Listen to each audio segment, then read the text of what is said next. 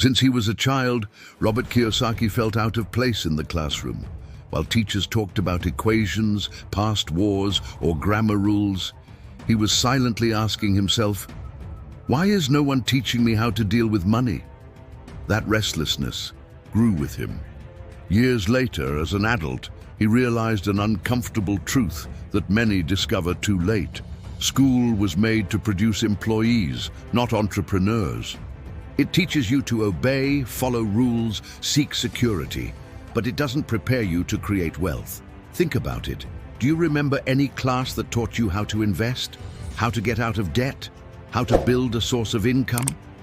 Probably not. The most they tell us is, study hard to get a good job. Good. But that just puts us in the rat race, that endless cycle of working, paying bills, and waiting for the end of the month. Kiyosaki calls this financial conditioning. From an early age, we learn to work for money, not to make money work for us. But he had an advantage. Rich dad. He wasn't his biological father, but the father of a friend, a simple man with an investor's mindset. This man opened Kiyosaki's eyes and said, "If you want freedom, don't follow the common path. Build assets. Think like an owner. Learn about money on your own, because school will never teach you that." And that's when everything changed. That was the starting point of his journey, because understanding this failure of the school system is like waking up from a dream. It's when you realize that if you want to change your life, you'll have to seek the knowledge that truly matters, the kind that teaches you how to generate wealth, not just survive. Have you ever stopped to think that many people lose money not because they want to, but because they simply don't know what they're doing? Many people invest everything they have in funds that barely keep up with inflation. Others blindly trust private pension plans without realizing that down the road, the amount they'll receive might not even cover the basics. And the worst part, all this happens because of one missing piece: real knowledge about investments. The truth is, no one's going to hand you wealth on a silver platter. If you want to grow financially, you'll have to seek information. You'll have to study, not traditional school, but the real world. Understand how a rental property works. Learn what a stock is, a dividend, an asset that pays you monthly, without needing you to be present. And one more thing, stop being afraid of all debt. There's debt that destroys, like credit card debt, but there's also smart debt that you use to leverage an investment, to buy something that generates income. The problem is, without knowledge, everything feels risky. With knowledge, you see opportunities where others see danger. So the advice here is simple, direct, and powerful. Never invest in what you don't understand, but never stop learning where to invest, because what you don't know today might be costing you a fortune tomorrow. For a long time, you heard a phrase repeated like a mantra: live below your means. Seems like good advice, right? Spend less than you earn, avoid luxuries, cut everything that's not essential. But what if I told you this idea, which sounds sensible, might actually be keeping you stuck in scarcity? Think about it. Someone who's always cutting, always limiting themselves, ends up in a cycle where the focus is just surviving, not growing. And the problem is, when you're fighting just to maintain the basics, you have little energy and zero creativity to build something bigger. Do you think the rich got where they are because they spent their lives saying, "I can't"? No, they thought differently. Instead of cutting coffee, they thought, how can I create something that pays for my coffee every day without me even noticing? The point isn't whether or not to spend, it's who's paying for your lifestyle. Is it you, with sweat and hours of work, or your assets, investments, properties, businesses, ideas? Of course, no one's saying to live in financial chaos, but living below your means isn't the path to wealth, because deep down, the poor don't choose to live with less. They're forced to. And you? Are you going to spend your life trying to save even on your smile?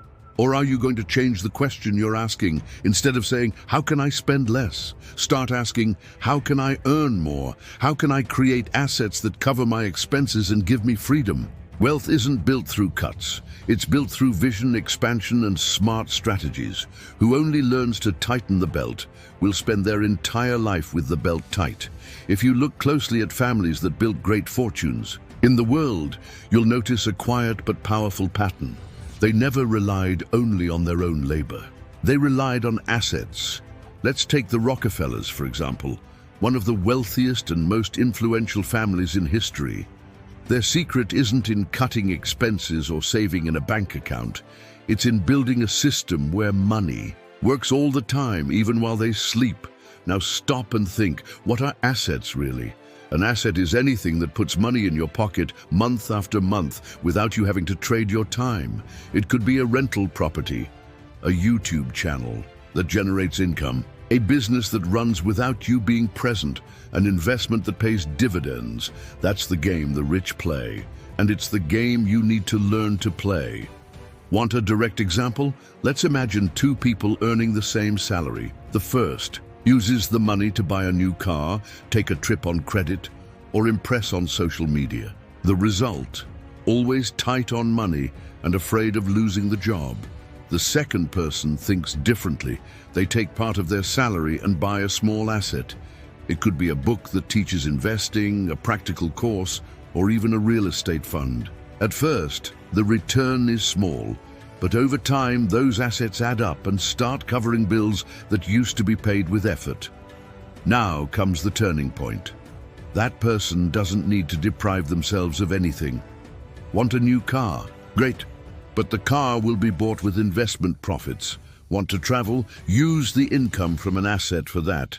That's the difference between spending and being smart with your spending. You don't have to stop living well. You just need your assets to pay for your lifestyle. This is the kind of wisdom the rich pass from generation to generation, and that many people have never heard in their life. Because while some struggle to save money and live with less, others build assets that make money chase them. And the question that remains is, who's paying for your life today? You or your assets? Everyone wants financial freedom, but few know what it really means. Freedom isn't about stopping work. Freedom is having a choice. It's knowing that if you choose to work, it's because you love what you do, not because you have to pay next month's bills.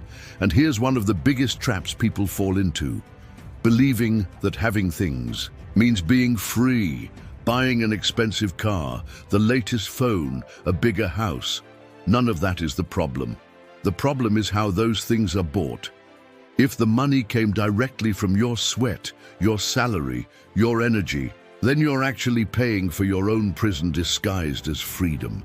The most common mistake is using earned income, which is limited, to support a lifestyle that only grows. That way, the math never adds up, and the more you earn, the more you spend. Result: you're trapped in an invisible cycle where every achievement becomes a new financial obligation. Now stop and think, what if, instead of working to pay for your luxuries, you built assets to do that for you? Imagine having a source of income dripping in every month, a rental, an automated business, dividend-paying stocks, and with that money, you decide what to buy. That's when you're truly free. Because even if you don't get out of bed, the money keeps flowing in. That's real freedom, when your assets pay for your liabilities. It's not about avoiding the good things in life. On the contrary, it's about having such a solid financial structure that you can live well without worrying about your next paycheck. And when you reach that point, when your assets support your lifestyle, you'll realize that true wealth is not what you show off. It's the peace of mind of knowing you could stop, but choose to keep going. You will only get out of the rat race, that routine where you work, pay bills, and start all over again, when you change one thing: your mindset. Do you know what separates those who live paycheck to paycheck from those who build wealth? It's not just money. It's the way of thinking. It's the mental game you choose to play. Thinking about that, Robert Kiyosaki and his wife created Cash Flow, a board game that at first glance looks like fun, but actually teaches what no one ever taught us about money. In this game, you discover how assets, liabilities, and income cycles work, and most importantly, how to escape the financial routine that traps most people for their entire lives. And here's the main point. Anyone who wants to become rich needs to think like a capitalist. This has nothing to do with being greedy. It has to do with understanding the system, using intelligence, and building income streams that don't depend on your daily effort. In the game, and in real life, you learn that every decision matters. Will you buy a car now, or invest in an asset that can pay for that car later? Will you spend on a liability that only drains, or invest in something that generates returns? The truth is that many live as if money were the end goal, but those with the right mindset know money is just a means to create freedom, to buy time, to have peace of mind. And the most interesting thing, the more you practice this mindset, the more natural it becomes. You start to see opportunities where you used to see only risks. You begin to ask, will this give me returns? Instead of, do I deserve this now? And that's the difference between those who count pennies and those who make the pennies multiply by themselves. If you want to grow financially, the rule is clear. Stop thinking like a consumer. Start thinking like an asset creator. That's the real cash flow, when money starts flowing to you instead of away from you. Pause for a moment and think, how many people do you know who live to look rich but are drowning in debt? Brand new car, latest smartphone, trips paid in 10 installments. All of that looks impressive on the outside. But inside, anxiety, overdue bills, and fear of checking the bank statement. Do you know why? Because most people care more about what others think than what they're actually building. And that's a silent and common trap. If you want to change your life, you need to change your focus. Stop trying to maintain an image. Start building assets. An asset isn't something people will immediately applaud. Many times it's even invisible. It's that investment you make in silence. It's the course you take at night while everyone else is watching a series. It's the small business you start with little, but that later on will pay for everything that today seems impossible. Want a practical example? Kiyosaki says he bought a Ferrari, but not with his own money. He bought it with the profit from a real estate investment. Do you know what that means? The asset paid for the liability. The Ferrari came after the investment, not before. And this is the game you need to start playing. The game where your assets pay for your lifestyle.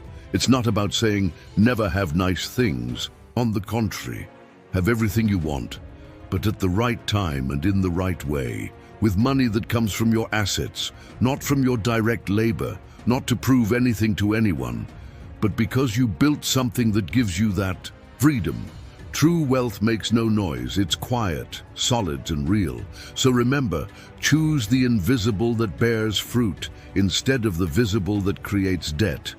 Appearance may impress for a while, but assets, they sustain a whole life.